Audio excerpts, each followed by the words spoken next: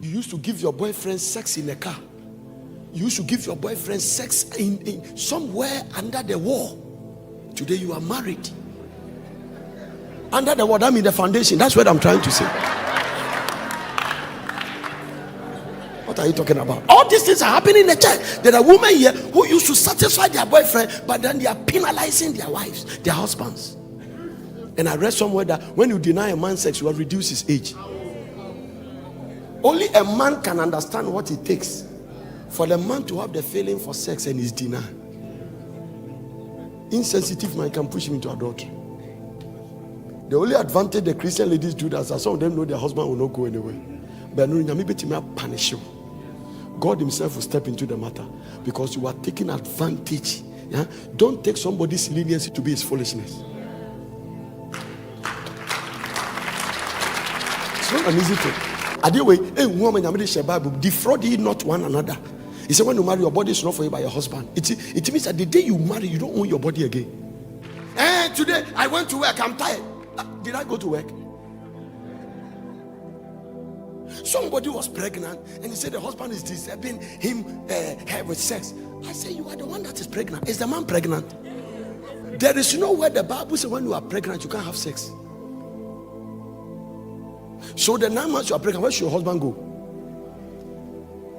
I even learned from a gynecologist that the more you have sex in pregnancy, the easier you can deliver. Some of you ladies that you have never given birth, but you say yes. There's a lady that say yes, and so on would that.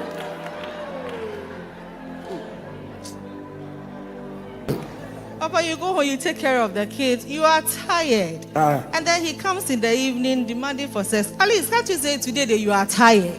So we should reschedule it another time. The answer to the question is the way I'm going and I'm coming back. I'm asking your question. If I go New Living Translation, the husband should fulfill his wife's sexual needs, and the wife should fulfill her husband's needs, both of them sexual.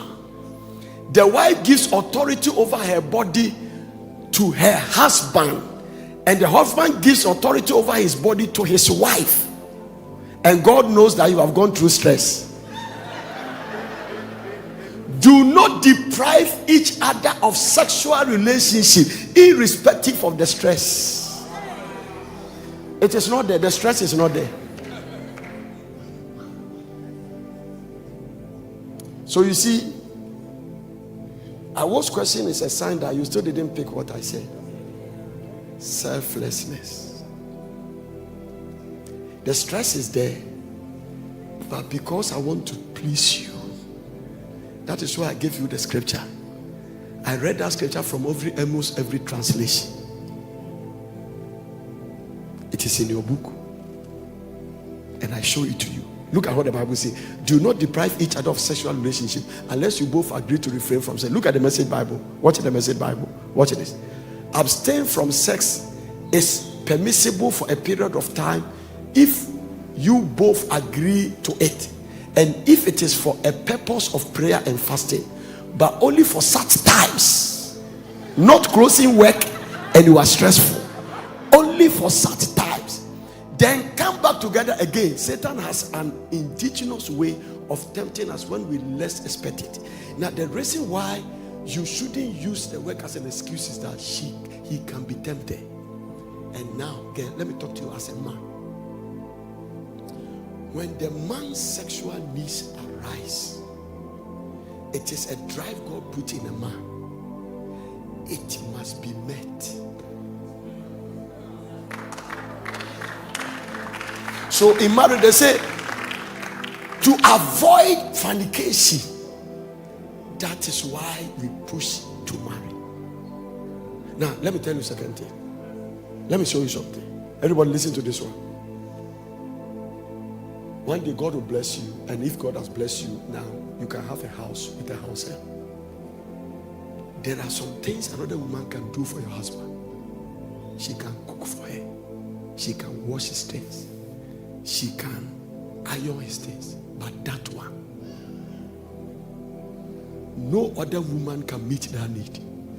In the context of God's instruction, you are the only one anointed to meet it.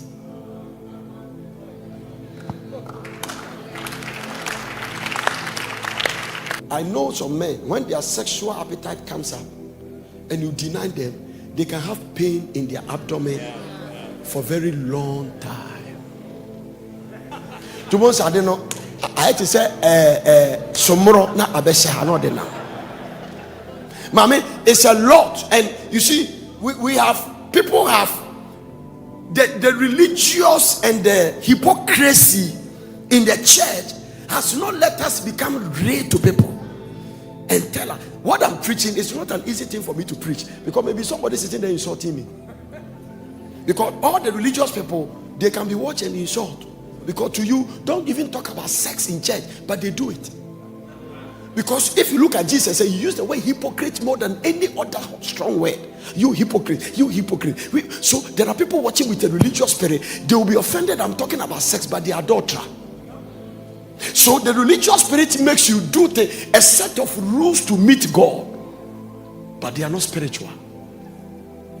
I have not lost my mind though. This boy preaching this thing, by the grace of God, I'm a very spiritual man. I wish I can give you an excuse or validate what we're talking about. So my friend Richard Robert, who was married for 40 years, said that all marriage problems are to money and sex. And one of the major things is what you just asked. This question you just asked has destroyed more marriages than any other thing. They won't tell you this is the reason why they are backing off. But as a result of denying him sex, you can put a man in unforgiveness, bitterness, resentment, until the spirit of adultery steps in.